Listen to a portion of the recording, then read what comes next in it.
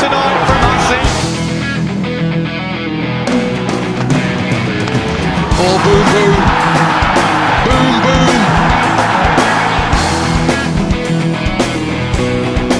Oh, dear. What a beauty. Special delivery from a special bowler.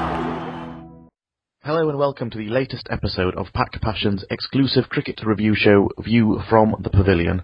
I'm Cheyenne and we have a very special show for you this week as I'm joined by the Pack Passion stalwart MIG. Welcome to the show. Hi, Assalamualaikum. Right, with the conclusion of the 2013 Champions Trophy, obviously it's natural for us to begin on that topic. It was a short, sharp tournament. It lasted 2 weeks, in which almost every game was crucial. Firstly, did you enjoy the format of the competition, and do you think the ICC is making a mistake by getting rid of it? Well, I must say that my preference is for the 50-over format, and I'll be a bit like Ramiz Raja and say that it allows the players to actually express themselves a bit better. Because, there's a bit of, I think it just goes back to the fact that I actually like Test cricket and 50 overs, is almost like a day's cricket for me. And it gives you that chance to actually see, innings being built within the consolidation phase and some acceleration at the end. Yep. So, I think it's a bit more interesting for me personally to watch this, and I'll be very sad to see yet one more tournament of this format being removed from the international scene. I don't know why it's been done. I'm still not clear. Do you think it's better than, let's say, with the last World Cup, in which we had obviously a lot of the associate teams, a lot more sort of dead games as such, one-sided matches? Do you prefer it to that? Well, I'll say one thing though. As a Pakistani supporter, I would say that this was a bit too dangerous for us in the sense, and I think we'll talk about this, but basically because of the nature of the fact that we were playing, every game was just so crucial. Teams like Pakistan, who are historically slow starters, they in normal World Cups they get these associates or whatever, which are tough games by themselves, but at least gives a chance to actually get going. And, in this tournament, which is like, really a very, very difficult tournament, and I guess, in a sense, if you come out on top in this tournament, then you surely are the champion. That's all I can say, essentially. Well, speaking of the champions, obviously it was India that won it last night. I was at the final, and, it was a very difficult day to watch, obviously, with all the rain delays, etc. There was a lot of complaints from the others in the press box who thought that it was a bit of a farce, really, that the final of such a big event was reduced to a 2020. And really, if we had one more rain shower, we'd have had a shared trophy. Now, I read an interesting article today about, for example, tennis. In a Grand Slam event, they play 5 sets no matter what. You don't get that getting reduced to a 3-set match for a final if it rains a little bit. Now, do you think it's crazy that after cricket's flagship event, for example, could have ended without a winner? We had no reserve days. Do you think that that was a problem? Yeah, I think it's a bit to do with how as cricket audiences we are conditioned. See, we're in case of Wimbledon, I guess ever since I've been watching Wimbledon, it's always been the case that people patiently go home, come back again, watch the rest of the game, and it can go on for days and things like that. In cricket, for some reason, we've been conditioned to watch the game in a day, and I guess it's the nature of the beast. I suppose people, take days off, and they've made arrangements, and it's not that easy for them to go and come back again the next day to watch maybe 5 hours being played because it was raining again, and and so on and so forth. So I think it's a bit of both. As Dhoni said that in his press conference that it was a bit sad to see a 50-over flagship type tournament being reduced to a 20-20 kind of game. But, if you think about it in terms of the audiences, they travel from different parts of, I guess, England, and they were there and they just wanted to see a game. And I don't know how many of them would have come the next day. These are hard economic times. It's not that easy to just, take a break and come back next day. That's a good point, to be honest. Just speaking of India itself, the champions, do you think they were worthy winners? Oh yeah, definitely. I mean, and as we said on Park Passion and so many threads, they always looked like they were the winners. I mean, Yeah. all the others almost felt as if they were lucky to have made it to the semifinals or even to the finals. But with India, it almost looked as if from game one that they were destined for the final. And the fact that they won the final, is, I guess, is just a testament to how good they've actually become under MS Dhoni. Yeah, well, I mean, I thought from the very start that they were the ones who seemed to play the attacking sort of cricket. There weren't many teams that, especially against the two new balls, that actually, went for it from the start. But obviously India's two openers, followed by, Virat Kohli at three, they were just brilliant, and I thought that they thoroughly deserved it from the very start.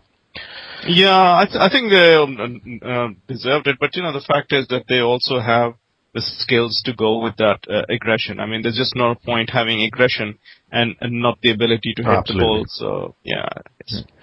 Exactly, yeah. Obviously, just moving on to Pakistan now. We have our post of the week winner, reverse lap post for an excellent post which is being shown on screen at the moment. Whilst many obviously criticise the selectors for the team that went to England, reverse lap here highlighted a slightly deeper problem perhaps within Pakistan cricket, such as the politics involved, the overall lack of A tours to these countries. What do you think were the main reasons behind Pakistan's performance in England over the last few weeks? Yeah, I mean, as we've spoken many times on our forums, and there are pretty much countless threads on why this happened. Mm-hmm. I think there seems to be an general agreement on the fact that Pakistan was carrying a lot of deadwood, basically, which and I guess without naming names, I'll give you some names, like Shoaib Malik and the Farad situation. Yeah. And to some extent, even Muhammad Hafiz, although his bowling is still makes him pretty much an automatic selection in certain cases.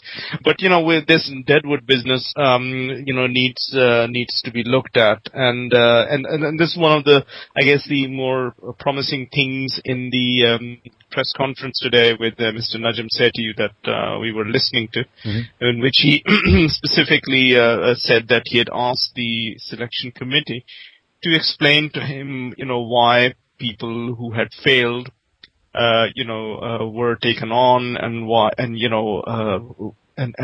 what will happen to the people who have failed in this tournament, and what are the justifications for bringing new people in. So there is some movement, there's some recognition of the fact that there was a problem with the team selection. The captaincy, there's a lot said about Misbah. I mean, I'll leave that for the moment because in fact, to me, he remains the only thing that you have which is stable in this batting lineup. Yeah.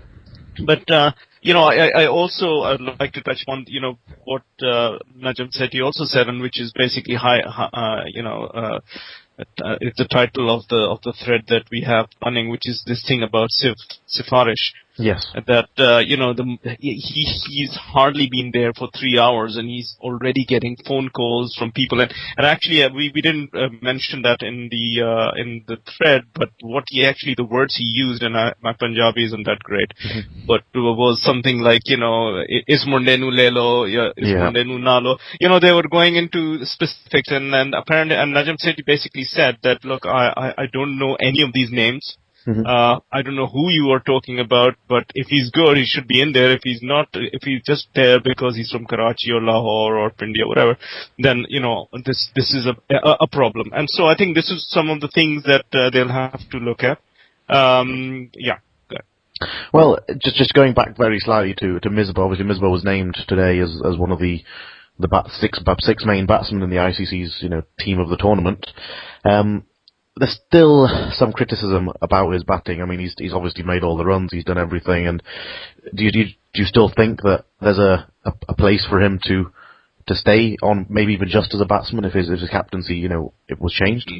Yeah, I think Misbah of that 2011 Mohali kind of I guess era versus the Misbah that we've seen recently to me are two slightly different batsmen. He's a bit more belligerent, a bit more aggressive than he was before, and he seems to, have said that in a few press conferences that, he's trying to score a bit faster and all that. So I think there's definitely a positive side to his batting now. Whether this business about him encouraging or discouraging others from, from being aggressive or positive, that, it's very difficult for us to make a judgment on, because frankly speaking, we are not privy to what actually is said in these to the batsmen. But yeah, I think there is a lot of criticism, and now the tournament's over, Misbah really has to, face up to this thing and come out in front of the press and then in front of the fans and answer some questions, basically. Exactly. Just as a final question for you, there's rumours possibly of Shahid Afridi and Yunus Khan coming back for the West Indies ODIs. Would you go back to these old names, or would you want to have a completely brand new faces in the team? Yeah, well, there are two sides of it. There is the side which says, look, you brought in Shoaib Malik, you brought in Imran Farhat, and you gave them a chance, even though, people said, no, don't do that because they haven't done that well. So why would you not do that for, say, Yunus Khan and Afridi? But then, we also know that they haven't done that well. And if you want to be exactly like what, actually, let's go back to what Harsha Vogle told us a few days ago, and he made a very good point. He said that, look, 2015 or whatever, when your World Cup is, you got to take some decisions, basically. You need to give the new players a chance before 2015. If you leave it too late by still bringing in old players and giving, and not allowing the new players to settle in, then what you're going to end up with is basically panic by the time the next World Cup arrives. Yes, exactly. Well, thank you very much for your views as usual. That's going to be it for this week. Just to all our fans out there, just thank you for your contributions during the Champions Trophy. We hope you enjoyed our coverage of the Pakistan matches from the grounds. I certainly loved bringing it to you. Please continue to visit the #1 Pakistan fan site out there, packpassion.net, and you'll hear from us again in a couple of weeks.